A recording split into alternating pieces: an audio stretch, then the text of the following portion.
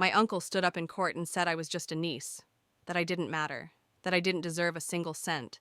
He didn't even flinch when he said it, just smirked, like he'd already won, like my mother's death was his payday.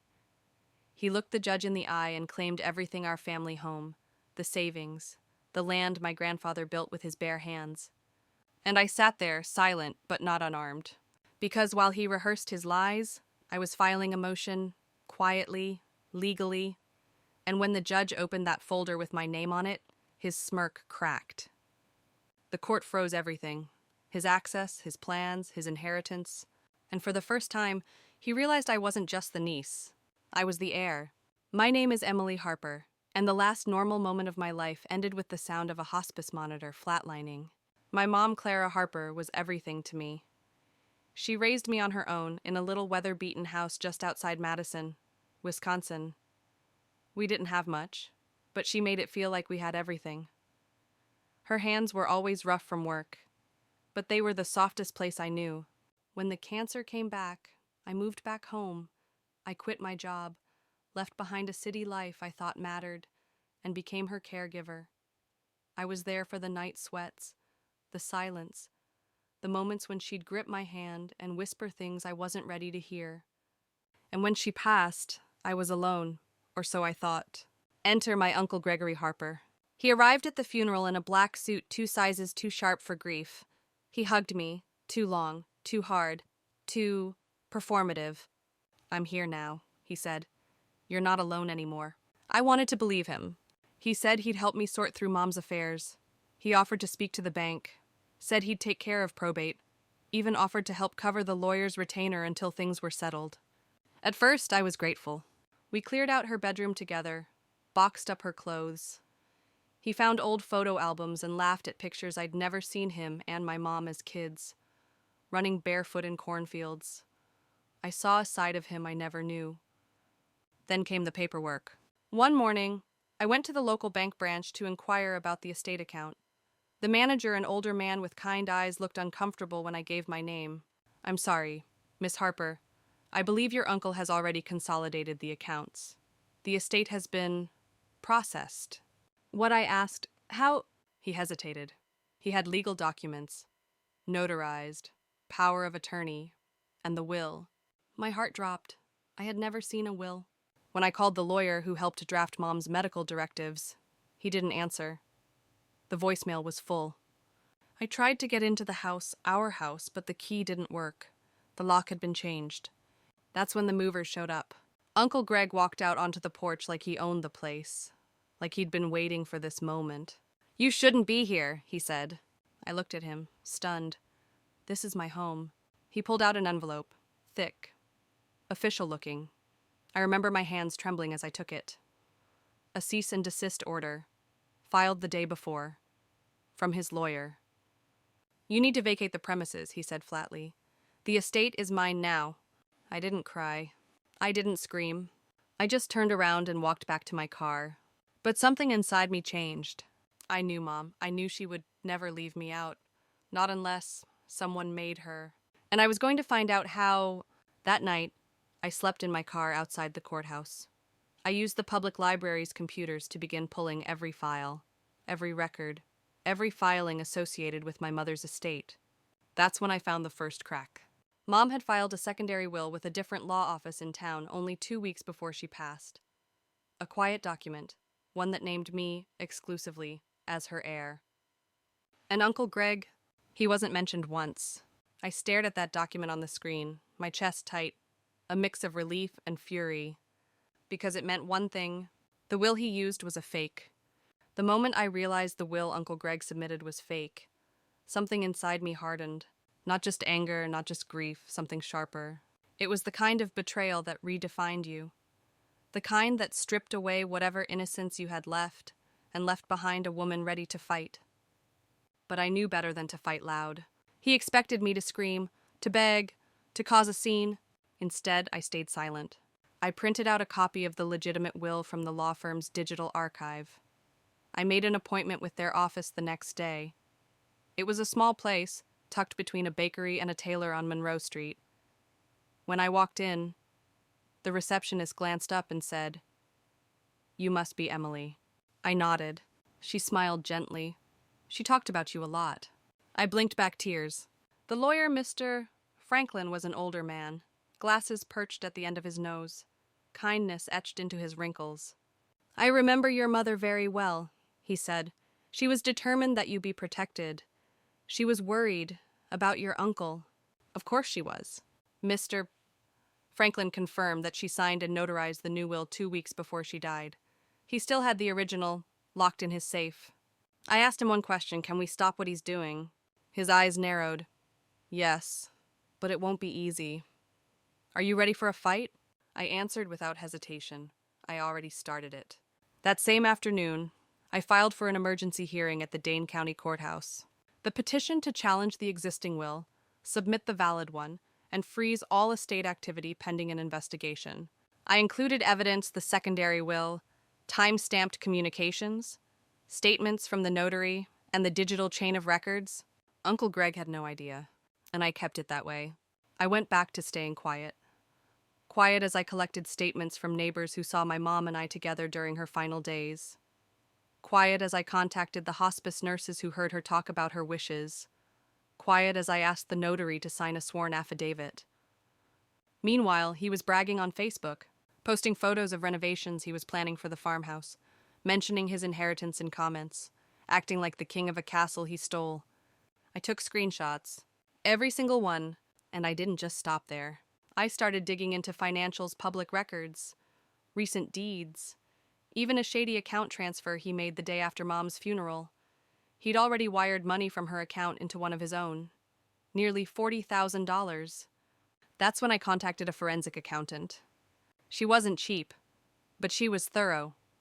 Within days, she traced the transactions, highlighted anomalies, and linked them back to dates he shouldn't have had legal access to anything. That report went straight into my evidence folder. I didn't want to fight, but I was preparing for war. When the court date arrived, I wore the black dress Mom bought me for my college graduation. The one she said made me look like I ruled the room. I walked into that courtroom like I belonged there. He didn't even look nervous, just nodded at me, smug, like he was about to do me a favor by not gloating. The judge called us forward. Uncle Greg's attorney, a man in a stiff gray suit, stood up and gave a long, oily speech about family disputes and emotional instability. They said I was mentally unfit, that I was overwhelmed by grief, that I had fabricated the will in desperation. I didn't flinch. When the judge asked if I had anything to present, I stepped forward. I laid down my folder, documents, sworn statements, audio recordings, and the notarized will, real, verified, time-stamped, unshakable. Uncle Greg's smile faltered. The judge didn't speak for a long time. He reviewed every page, lips pressed into a line. Then he looked up. This court recognizes a legitimate contest to the submitted will. Pending review, all assets are to be frozen. Access to estate funds, property, and transfers is suspended, effective immediately. I heard it. The tiny gasp, the sound of Greg Harper's dreams cracking open. He leaned toward his attorney, whispered something. The man looked pale. Meanwhile, I stood still, heart pounding, eyes steady. I had done it. I hadn't screamed. I hadn't begged. I just brought the truth. After the hearing, Uncle Greg stormed toward me outside. "This isn't over," he hissed. I stared at him.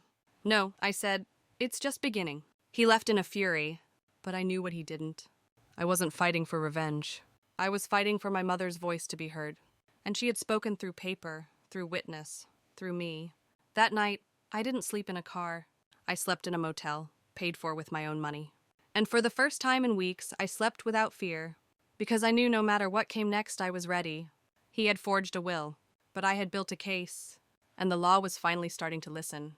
The next morning, I received an email from Mr. Franklin. "Excellent presentation," he wrote. "The judge seemed genuinely moved by your composure." That helped. I didn't realize how much I needed to hear that until I did. I sat at the small cafe across from the courthouse with a cup of coffee gone cold. Around me, people chatted, laughed, clinked forks against plates. I watched them for a long time, wondering if they knew how lucky they were to live without war in their blood. Because that's what this was. War. And yet, as I sat there, I remembered something small, something tender. It was the winter before Mom got sick again. I had come home for Christmas. She was baking those cinnamon rolls she only made once a year. The house smelled like sugar and spice and heat. I was laughing at some joke she made about bad Hallmark movies when she suddenly grew quiet. "Promise me something," she said, wiping her hands on a towel. "Anything. If anything ever happens to me, don't let Greg get his hands on the house, or the land, or you." I had laughed it off, but now I could hear the weight in her voice, the warning behind her smile. She knew. She always knew. So I got up from that cafe table and walked straight to the library again. More research, more filings. I wasn't done. Not until every signature of his was investigated. Not until his false affidavit was brought to light. Mr. Franklin offered to push for criminal charges. Forgery, fraud, perjury. He looked at me across his cluttered desk and said, "You want to go that far?" I didn't hesitate. "I want justice." And I meant it. He nodded slowly. "Then let's freeze his future, too." By the time the next hearing came around, Uncle Greg had gone quiet online. His lawyer tried to delay, said Greg was out of town, but the court denied the request. I showed up. So did he. But this time, he didn't smirk. He didn't swagger. He looked small. He had no idea how much smaller he was about to feel. The courtroom felt colder that morning. Maybe it was the air conditioning. Maybe it was the silence between us. Or maybe it was the tension thick enough to press against my chest. Uncle Greg sat 2 rows ahead, his shoulders hunched, his once pristine suit rumpled like he hadn't slept well in days. Gone was the bravado. Gone was the smirk. All that remained was a man clinging to a lie he thought no one would question. But I had questioned it. And now the court had too. Mr. Franklin sat beside me, calm and composed. He'd brought an updated binder evidence, tabbed, indexed, color-coded. We had filed motions for forensic handwriting analysis, and the results were damning. The signature on the forged will didn't match my mother's verified documents. Not even close. In fact, the expert concluded the signature had been traced, sloppily. The judge opened the session with a measured voice, but his eyes were sharp. "This court has reviewed the updated findings submitted by the petitioner," he said, "including forensic analysis, bank transaction timelines, and supporting affidavits." Uncle Greg's lawyer stood to object, but the judge cut him off. "I've read your response. And I must ask, how do you explain the inconsistency between the signature on the will and every verified document signed by Ms. Clara Harper over the last decade?" His lawyer stammered. Uncle Greg tried to speak, but it was too late. Mr. Franklin stood and presented the final piece, the hospice nurse's sworn testimony. She had been with Mom almost every evening during her last weeks, and in her statement, she said clearly, "Ms. Harper told me on multiple occasions she left everything to her daughter Emily. She was adamant. She feared her brother would try to take control." The words echoed in the courtroom. I didn't cry. Not this time. I kept my back straight, my jaw firm, my hands still. The judge took a long pause before continuing.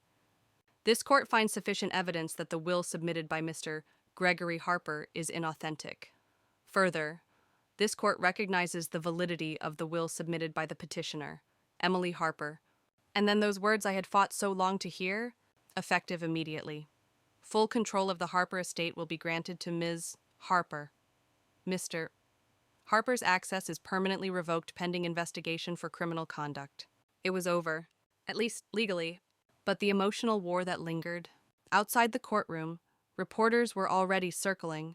Local news had picked up on the story of forged will, a betrayed niece, a quiet woman who built her case with paper and silence. I didn't stop for interviews.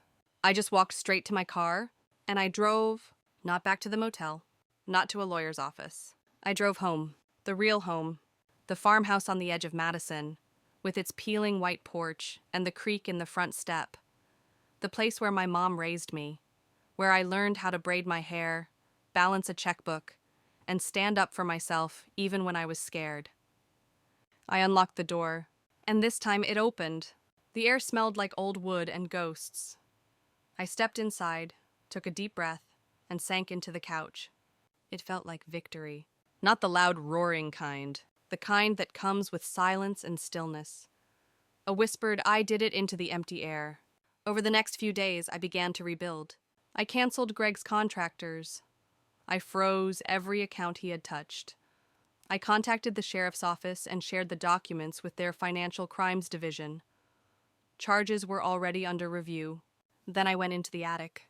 There, under dust and silence, I found a box Mom had labeled in her cursive for Emily. When it's time. Inside were old photos, letters, a necklace I hadn't seen since I was a child. And at the bottom a note, "My Emily, if you're reading this, then I'm gone."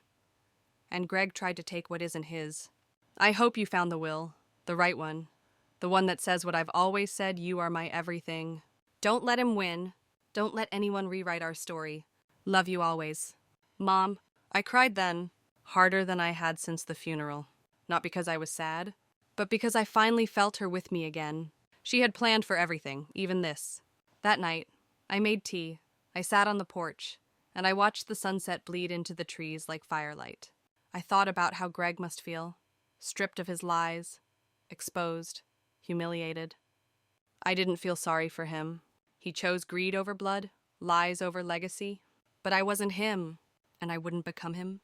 Instead, I called Mr. Franklin and told him I wanted to establish a scholarship, the Clara Harper Memorial Fund for Young Women in Law, especially those who had been overlooked. Because the best revenge is restoration, restoring the truth, restoring dignity, restoring what was stolen.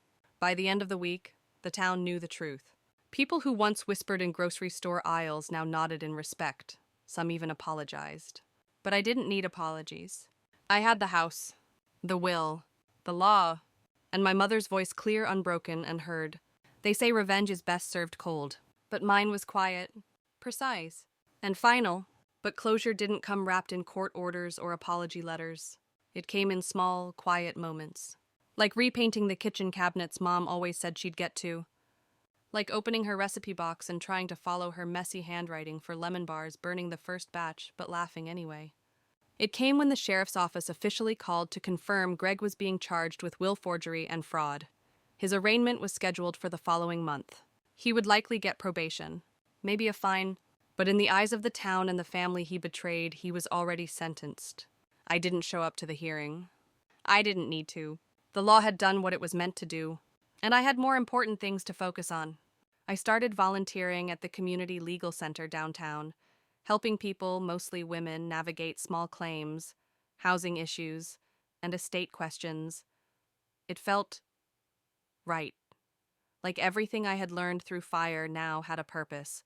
Sometimes they asked why I cared so much, and I would smile and say, because I know what it's like to be lied to on paper. Eventually, people stopped asking. They just trusted me. And I kept showing up. I planted roses outside the farmhouse in spring. I fixed the gutter Greg never got around to replacing. I hosted a small memorial for Mom on her birthday, lit candles, and read aloud from her old journals. It wasn't dramatic. It wasn't loud. It was healing. And one evening, just as the sun dipped behind the tree line, I walked out back to the stone bench where she used to sit with her coffee. I whispered. I kept my promise. The wind rustled the trees. The chimes above the porch sang a soft tune. And for the first time in a long time, I felt peace. This wasn't the ending I imagined. It was better, because it was mine. The weeks that followed were oddly quiet, but not the kind of quiet that comes with peace. The kind that comes before something breaks. I didn't hear from Uncle Greg after the court ruling. No calls, no emails, no veiled threats. Just silence. At first, I thought maybe he had accepted it. Maybe the shame had finally caught up with him. But shame doesn't stick to people like Greg. It bounces off. What came instead was a summons, this time from his new attorney. He was countersuing defamation, emotional distress, damage to reputation. The document read, as if reputation was something he still had. I laughed when I read it, not because it was funny, but because the desperation was so loud it was almost deafening. Mr. Franklin told me not to worry. It's a move to rattle you. He said, it won't hold in court. Just stay steady. And I did. But I also prepared. I started building another folder just like before. I added statements, documents, even screenshots of his recent attempts to solicit money online from distant relatives. using what he claimed were emergency funds. People were beginning to see him clearly, for the first time, and that was something he couldn't stand. He showed up at the countersuit hearing in a faded blazer, eyes darker than I'd ever seen them, hollow, angry, not at what he'd done, but at the fact he had finally been caught. I didn't look away. He tried to speak during the session, tried to paint himself as a victim of a family vendetta, but his words sounded flat, rehearsed. The judge saw right through it. Within 15 minutes, the suit was dismissed. Not just dismissed, laughed out of the courtroom. He stormed out, but not before locking eyes with me. "You think you've won?" he spat. I didn't respond. Because it wasn't about winning, it was about truth. And truth doesn't shout. It stands unshaken. I returned home and poured myself a glass of water, sat on the back porch, and let the quiet settle back in. But this time, it felt different. This time, it felt earned. Still, the battle had left marks. I had moments where I couldn't sleep. Moments when I'd flinch at unexpected mail or unknown numbers. Moments when I questioned whether I could ever truly relax. And then one evening, something happened. I was at the grocery store, just trying to pick up pasta and a few tomatoes. A woman tapped me on the shoulder. Older, gray curls, kind eyes. "You're Clara's daughter," she said. I nodded. She smiled. "She'd be proud of you. I just wanted you to know that." My throat tightened. I barely got a thank you out. But in that moment, I realized something. The community hadn't turned its back on me. Greg had tried to paint me as unstable, emotional, alone. But I wasn't. I was surrounded by people who had known my mother, who had watched her raise me, who had always wondered about Greg and the way he conveniently disappeared every time responsibility showed up. Their support wasn't loud. It was subtle, but strong. A week later, I hosted a community dinner at the farmhouse. Nothing fancy, just folding chairs, warm dishes, and laughter spilling off the porch. For the first time in a long time, the house felt alive again. People brought stories about my mom, how she once paid for someone's groceries, how she helped a teenage neighbor apply to college, how she taught one woman to read recipes when she was newly divorced and terrified. Each story was a brick, and with every one, I rebuilt what Greg tried to tear down. I even saw my cousin Greg's son lurking near the gate. He didn't come in, but he stood there for a long time, just watching, maybe in some distant part of himself. He wondered how it had come to this. Maybe he remembered when we were kids and used to play tag between the barn and the oak tree.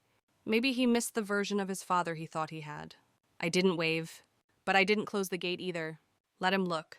Let him see what honesty built. 2 days later, the sheriff delivered formal notice Greg's criminal charges were moving forward. The DA had decided there was sufficient evidence to prosecute. I wasn't surprised. Forgery? Fraud? Attempted estate theft. The kind of things that don't disappear with time. He was arraigned quietly. No cameras, no press, just paperwork and justice. He took a plea deal. No jail, but a record. Community service. Financial restitution to the estate. He was forced to write a formal letter of apology not to me, but to the court. It was hollow, lacked sincerity, but it was official, filed, permanent. And that mattered, because the next time he tried to reinvent himself, that file would still be there. So I placed a copy of it in the same attic box where Mom's letters lived. A reminder of what silence can accomplish, of what a daughter's quiet determination can restore, of what truth sounds like when it's written in ink, not shouted in rage. Now, every morning, I walk the perimeter of the land. I run my fingers over the fence posts. I water the rose bushes. I sit on the porch steps and sip my coffee just like Mom used to. And when the wind blows just right, I swear I can hear her voice again, saying the words I now whisper back. He didn't win. No, he never did. Some evenings, when I couldn't sleep, I would light the fireplace and sit with Mom's old journals. She had written in bits and pieces poems, grocery lists, scattered reflections on life and loss. But one entry stuck with me. It was dated 2 weeks before her final diagnosis. She wrote, "I don't know what's coming, but I know my daughter is stronger than she believes. I see it in the way she speaks gently even when she's angry. I see it in how she endures without making others carry her weight." That paragraph stayed with me because that was what this had become. Not a story about revenge, but a story about endurance. I thought of every woman who's been told to stay quiet, to avoid conflict, to just let it go. And I knew letting go wasn't strength. Standing still, when the storm wants to blow you off your feet, that's strength. I took that lesson and started sharing it through the scholarship, through the legal aid clinic, and even anonymously through a blog. I didn't sign my name. I didn't need credit. I just wanted the words to reach someone sitting in silence like I once did. And maybe that's what legacy really is. Not the house, not the land, but the courage we pass down quietly, from one woman to another, one truth at a time, one page at a time. This morning, I hung a wind chime outside the kitchen window. It's made from old silver spoons, Mom's favorites. When the breeze moves just right, it sings. Not loudly, just enough. Like her, like me, like the truth that never needed to scream to be heard. I used to think closure meant a door slamming shut. A final word, a clean ending, but now I know it's quieter than that. Closure is waking up and realizing you're not angry anymore. It's walking through your own house, barefoot on creaky floorboards, and not flinching at the echoes. It's no longer checking your rearview mirror for ghosts. Months passed after the final court decision, and my life started to take a new shape. Not rushed, not glamorous, but real, steady. I reopened Mom's old pantry garden, turned the soil, planted herbs, basil, rosemary, thyme. Things she used to grow when money was tight, but meals still had to taste like love. Neighbors stopped by to help. Some dropped off seeds. Others brought homemade jam. The land that had once felt like a battlefield was slowly becoming a sanctuary again. But even sanctuaries need boundaries. I got a call one afternoon from a cousin I hadn't heard from in years. One of Greg's daughters. Her voice trembled. I just wanted to say I'm sorry for everything. I sat on the porch steps, the phone warm in my hand. I didn't know what he was doing. She continued. I was kept out of it. But now that everything's out in the open, I can't stay silent anymore. I told her the truth, that I appreciated her call, that I held no anger toward her. But also that forgiveness didn't mean forgetting. It meant choosing peace over poison. And that's what I was doing, choosing peace. Every single day. Mr. Franklin invited me to speak at a local legal conference that spring. I almost said no, but something tugged at me. So I stood on a stage in front of 50 people and told my story, not with bitterness, but with clarity. I talked about forged signatures, about being underestimated, about the quiet power of documentation, about the love between a mother and daughter that can outlive lies. When I finished, the room was silent. Then came the applause, but more than that came the people who approached me afterward. One woman clutched my hand and said, "My brother's trying to do the same thing with our father's estate. I thought I was crazy, but now I feel like I'm not alone." That made everything worth it. The nights in my car, the courtrooms, the loneliness. Because truth, once spoken, becomes a bridge. Not just for you, but for others. I returned home and printed out the speech, folded it neatly, placed it in the box with Mom's letters. A final page, but not the last. That summer, the scholarship launched its first recipient. Her name was Jasmine. She was 19. She had been raised by a single mother, wanted to study law, wanted to help families like her own. When I met her, she hugged me without hesitation. "I read your story," she whispered. "It gave me courage." I didn't cry. Not in front of her. But that night, I did. Because that's what legacy looks like. Not bronze plaques, not courtroom victories, but courage passed on. One seed at a time. Jasmine came by often after that. She helped in the garden, asked questions about probate law, listened to my stories and told me hers. I saw in her the fire I once had, but steadier, sharper. She wouldn't have to fight the same way I did. Because now, someone had already cleared a path. One morning, she brought over a handmade sign, painted in soft white lettering on reclaimed wood. "The Harper House where truth lives." I nailed it to the front gate, not for pride, but for promise. To everyone who walks past, to anyone who's ever been silenced, this place stands for something now. And then came the letter from the state bar. They had officially disbarred Greg's attorney on grounds of knowingly submitting forged documentation and obstructing probate court proceedings. It wasn't just justice for me. It was precedent. A message. This system, though slow, is capable of redemption.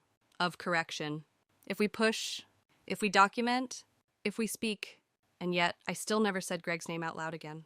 Not in public, not in interviews, because he doesn't get to be the headline. My mother does. I do. The truth does.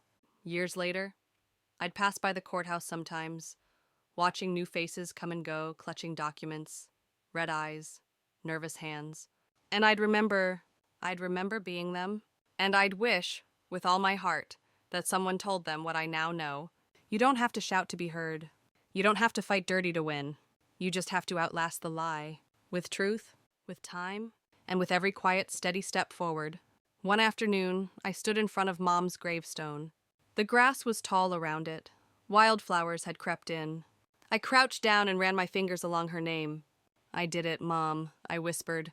I protected it all, just like you asked. The wind picked up, the trees stirred, and somewhere deep in that silence, I felt her hand on mine. No words. No thunder, just the kind of presence that tells you, you are no longer fighting. You are home.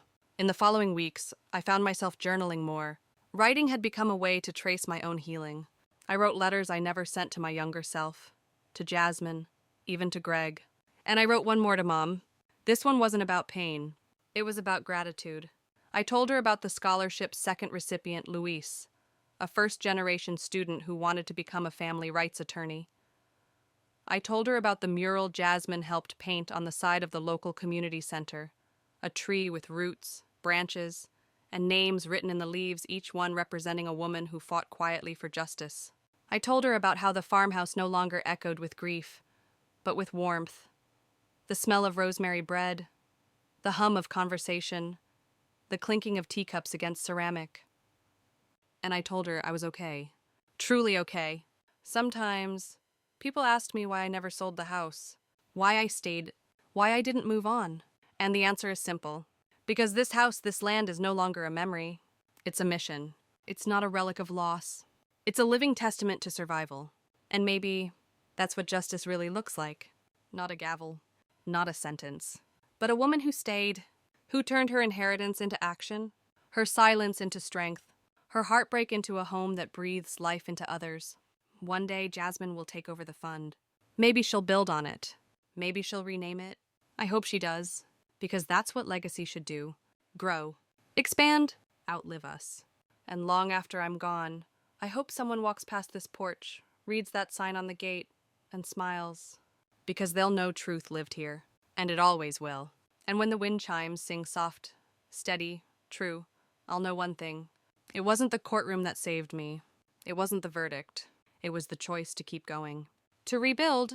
To plant. To believe that some homes aren't made of walls. They're made of truth.